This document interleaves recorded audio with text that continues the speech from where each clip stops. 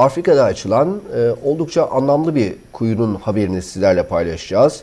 Çocukların yüzünü güldüren bir haber. Bir yandan da Vefa adına önemli bir haber. Ayrıntıları bize Time to Help Müdürü Murat Güçlü aktaracak. Murat Bey merhabalar. Merhabalar Fatih Bey, iyi akşamlar. Önce size sorayım, siz bu yaptığınız faaliyetleri yaptığınızı kabul ediyorsunuz herhalde. Tabii ki. Arkasında Peki. duruyoruz yaptığımız şeyler. Peki. Şimdi şöyle sorayım daha doğrusu. Afrika'da kuyular açıyorsunuz. Daha önceden itibaren hani yeni bir şey değil bu ama son kuyunun oldukça anlamlı bir sebebi var. Bunu sizden dinleyelim.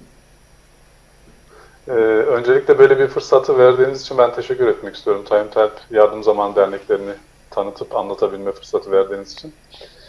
Bu son yapılan kuyunun en büyük özelliği vefa. Bizim için vefayı ifade etmesi.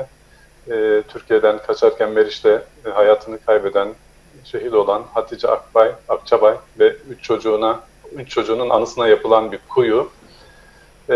Kuyunun açıldığı yer bir eğitim yuvası yine, bir ortaokul, 891 öğrencisi olan, etrafında da yine okul merkezleri veya okul olan bir yer.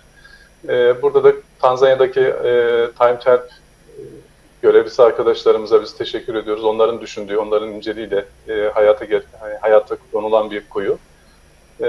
Burada da inşallah onların anısını yaşatmaya çalıştık.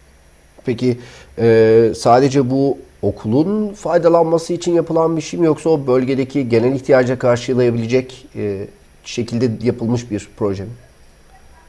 Bu proje şöyle, yanında zaten bu ortaokulun yanında bir de ilkokul var. Orada da kuyu açılımı veya kuyu açtık. Orada da 1200'ün üzerinde öğrencinin bulunduğu bir okul. Oradaki yaptığımız kuyu ve aynı zamanda buradaki de çevredeki mahalle veya etraftaki insanların da istifade edebileceği şekilde yapılıyor. Yani kuyu faaliyetlerinde yılda 30-40 tane kuyu açıyor bahçılarımız sayesinde. Bu şekilde devam ediyoruz. Peki.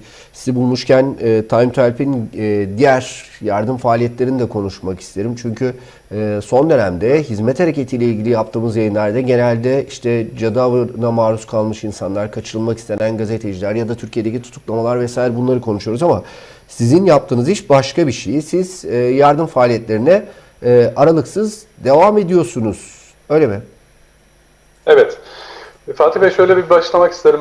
Time to Help 2006 yılında açılmış bir dernek Almanya'da. Time to Help Yardım Zamanı ismiyle.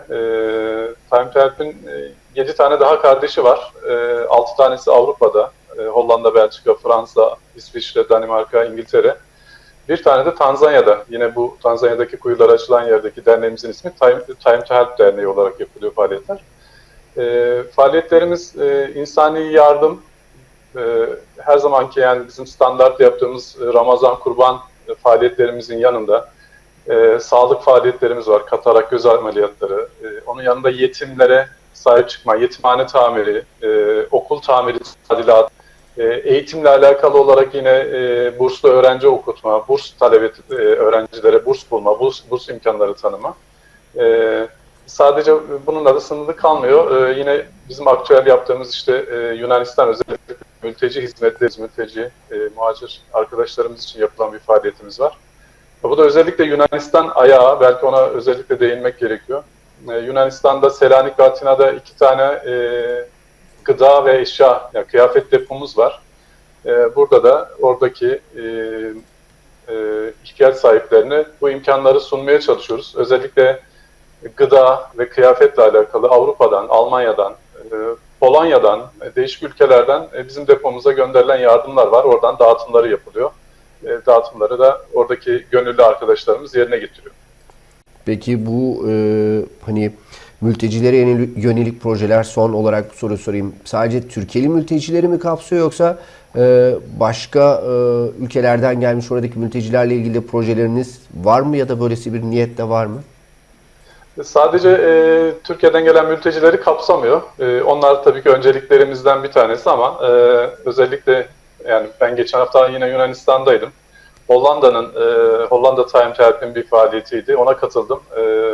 Normal Birleşmiş Milletler'in bir mülteci kampında yine gıda yardımı, eşya yardımı, kıyafet yardımı yapıldı. Katılan insanlar da özellikle Hollanda'yı tebrik etmek lazım. Hollandalı yerli insanlardı, Hollandalı insanlardı. Bizzat kendileri gelmişti, 3 tane bayan. Yaşları ilerlemesine rağmen o faaliyette bulundular. Eşyaları kendi bizzat elleriyle dağıttılar muhtaç ailelere, çocuklara diyeyim. Tabii aynı zamanda hani bu yardım faaliyeti sadece bizi kapsamıyor. Yine Yunanistan'da yaptığımız bir faaliyeti anlatmak lazım belki. Özellikle yazın çıkan yangından dolayı oradaki belediyeyle irtibata geçtik. Belediyenin yönlendirdiği 2 okula bilgisayar sınıfı tefrişatı yapacağız. Bunun da görüşmelerini yaptık. Yakın zamanda onları da gerçekleştirmiş olacağız. Sadece bizim insanımız, sadece Müslüman kesim değil, herkese insanlığa hizmet etme adına faaliyetlerimizi biz devam ettiriyoruz.